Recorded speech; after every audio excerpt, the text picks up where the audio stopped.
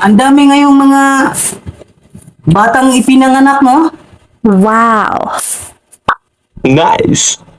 Napansin yun, daming mga bata ngayon, no? Yes. Nabinyagan na kaya yung mga bata na yan? Ang dami, nagsusulputan yung mga bata. Pabinyagan nyo na yan! Okay. Habang bata pa. Okay. Kung walang pira, ay pwede naman pabinyagan kahit walang pira eh. Huwag nyo nang hintayin na lumaki yung mga alaga nyong kambing para sa handaan. Kahit na walang handa, pwede namang pabinyagan yung bata. Ang importante,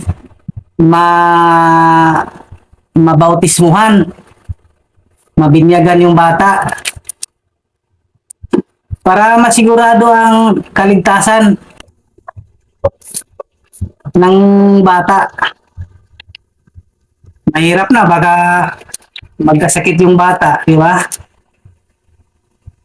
Magkasakit.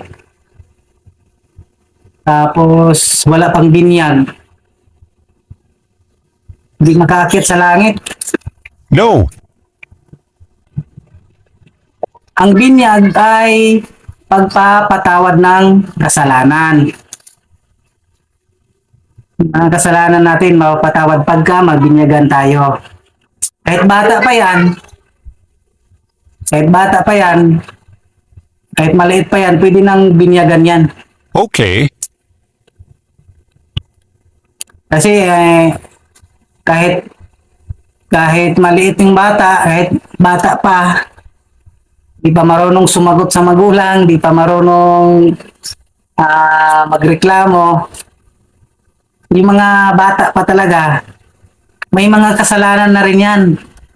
Ang tawag niyan, mga minanang kasalanan. Mabasa natin yan sa Bible. Basahin natin yung Bible. Basahin natin. Mabasa natin sa Panaghoy 5:7. Ang aming mga magulang ay nagkasala at wala na.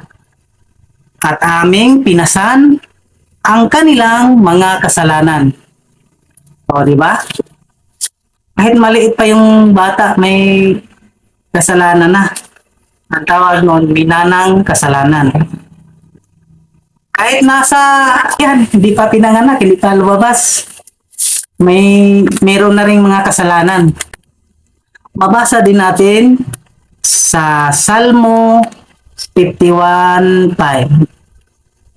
Ako'y makasalanan at masama mula pa noong ako'y isinilang na. Kahit noong ipinaglilihi pa lang ako. O, di ba? Kahit maliit na sa tiyan pa yung bata, may kasalanan na. Kaya, kailangan yung mga bata natin, yung mga anak natin, mga magulang, yung mga anak natin dyan na hindi pa na binyagan, pabinyagan nyo na yan. Maligtas, mapatawad yung kasalanan nila. Kahit maliit pa yan, pabinyagan nyo na ha. Mabasa natin ang binyag sa bata. Mabasa natin sa Acts 2:38-39. Basahin natin. Malabo na. Basahin natin na ang Acts 2:38-39.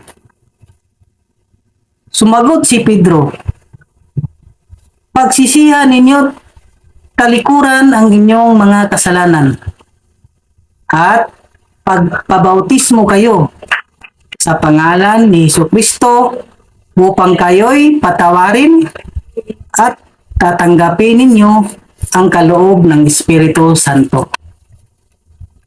Sa 39, sapagkat ang pangako ay para sa inyo at sa inyong mga anak at sa lahat ng nasa malayo sa bawat taong tatawagin ng ating Panginoong Diyos.